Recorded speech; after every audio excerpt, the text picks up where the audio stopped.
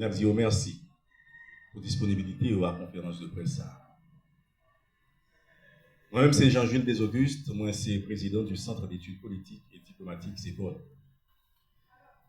Objectif conférence de presse, c'est pour nous attirer l'attention de toute l'humanité, mais aussi et surtout des États-Unis d'Amérique, d'Haïti et des pays amis d'Haïti sur une catastrophe qui a privé sous pays aujourd'hui.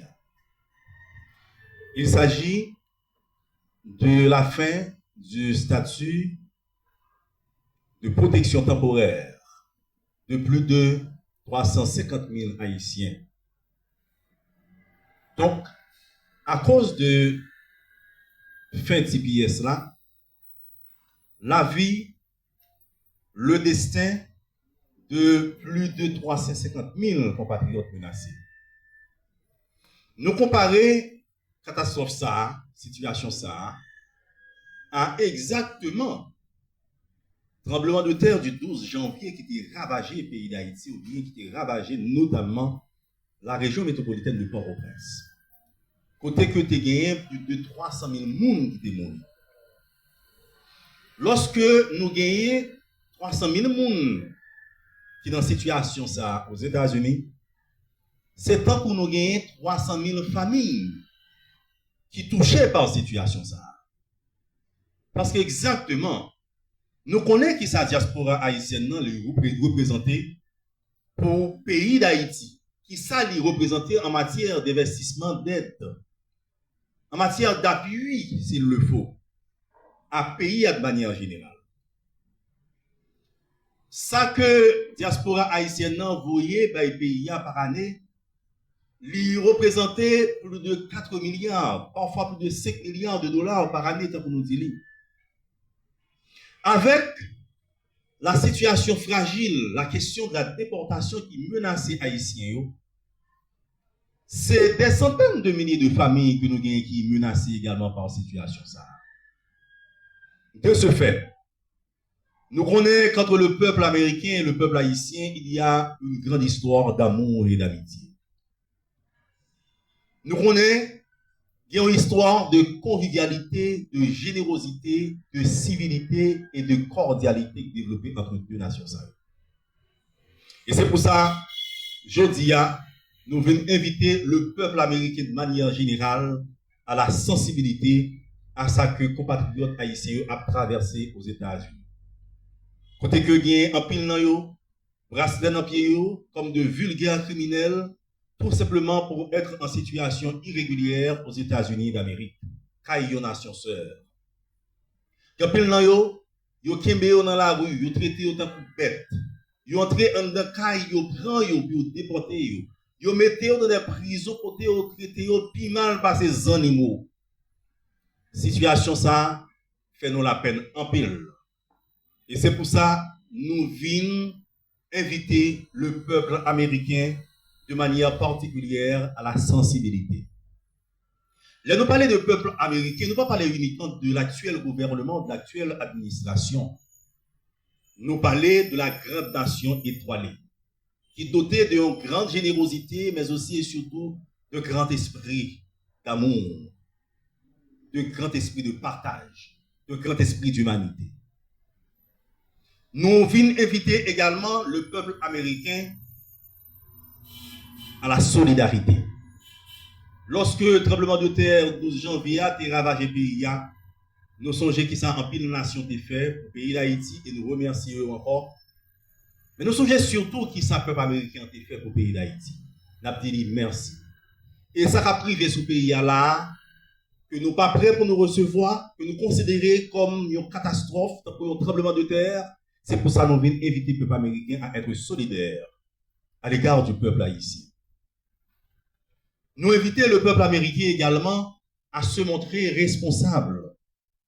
Nous sommes parlé de qui ça, la diaspora haïtienne de manière générale, que ça va vivre dans tout notre pays, dans la planète là, mais notamment ça va vivre les États-Unis, aux États-Unis. Mais nous connaissons tout. Le peuple haïtien qui trouve aux États-Unis, il y a une grande implication, une grande responsabilité dans le développement économique américain. Nous entendons les leaders économiques qui ont parlé. Nous entendons les industriels qui ont parlé. Nous entendons les hommes d'affaires, femmes d'affaires qui ont parlé, qui ont dit que si Haïtiens qui quittent le pays, il y a trouvé dans. C'est une vraie catastrophe tout eux-mêmes. Avec question de main-d'œuvre que vous pouvez manquer.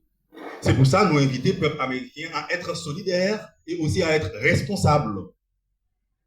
Et cette responsabilité, nous t'ai dit tout à l'heure, et nous dit, nous invitons le gouvernement haïtien à se montrer aussi responsable. Nous invitons le gouvernement haïtien que dirige le Premier ministre Alix Didier-Fils-Aimé à faire preuve de responsabilité et de pragmatisme diplomatique face à ce que le pays a traversé aujourd'hui. Il n'y a pas que la question sécuritaire qui compte, même quand c'est prioritaire aujourd'hui. Il n'y a pas que la question économique qui compte de manière interne ou à l'interne du pays, même quand c'est aussi important. Il n'y a pas que la question d'élection qui compte, même quand il est temps de renouveler le personnel politique du pays. Mais l'urgence d'aujourd'hui, c'est la situation que traversent les 350 000 ou les plus de 350 000 Haïtiens qui à vivre aux États-Unis. C'est une urgence, monsieur le Premier ministre. Il faut être sensible à l'égard de ça. Il faut vous montrer responsable à l'égard de ça. Nous invitons le Premier ministre, Alix Didier-Fils-Aimé, à faire preuve du sens de responsabilité. Pour prioriser ce qui est prioritaire. Et la priorité aujourd'hui, c'est la situation, la catastrophe qui menace les plus de 350 000 Haïtiens qui trouvent aux États-Unis d'Amérique. Nous invitons les autres nations sœurs d'Haïti à faire preuve d'amitié, à faire preuve de compassion, pourquoi pas, à l'égard d'Haïti. Qu'il s'agisse du Canada, qu'il s'agisse de la France, qu'il s'agisse de tous les autres pays amis d'Haïti, notamment qu'il s'agisse des États-Unis d'Amérique. Nous invitons ces nations sœurs, ces pays amis d'Haïti, à se montrer compréhensifs à l'égard d'Haïti, qui traverse l'une des plus grandes crises de son histoire. Crise politique, crise économique, crise humanitaire, crise éducative. Côté que leader n'ont pas montré assez responsable face à ce qui a passé là aujourd'hui.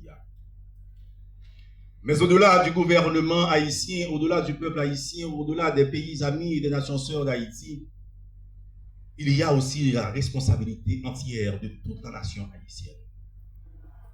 Nous invitons les leaders de toutes les couches vives de la nation à se montrer aussi responsables. Membres du secteur privé des affaires, acteurs de la classe politique, membres de la société civile, quel que soit votre clan, quel que soit votre camp, vous êtes tous et toutes aussi concernés par ce que Haïtiens a traversé aux États-Unis aujourd'hui et peut-être dans d'autres pays de la planète. Nous invitons à faire preuve de responsabilité pour nous prioriser la vie sur la niaiserie ou sur ce qui est passager. Parce que dans la gestion des affaires, en leadership tout simplement, il y a ce qu'on appelle l'agréable et l'utile. L'urgence aujourd'hui, au-delà des élections, au-delà de la crise politique, au-delà de la crise humanitaire, au-delà de la crise économique, c'est d'avoir un regard tourné vers les plus de 350 000 Haïtiens qui, aux États-Unis, aujourd'hui, ont été prêtés dans certains États, dans certaines contrées, comme des dettes. Nous invitons les pays, de manière générale, à montrer les sensibles, à montrer les également solidaires, à montrer les humains, mais aussi et surtout responsables à l'égard de frères nous, de sœurs nous, de cousines, de cousins nous, de maman, de papa nous, de bouboute nous, de ménage nous tout qui aux États-Unis, qui travers ces crises. Il y va de notre responsabilité pour nous adresser question ça avec sérieux, avec unité, avec solidarité, parce qu'il y va tout simplement du destin et de l'histoire de la nation haïtienne. Merci.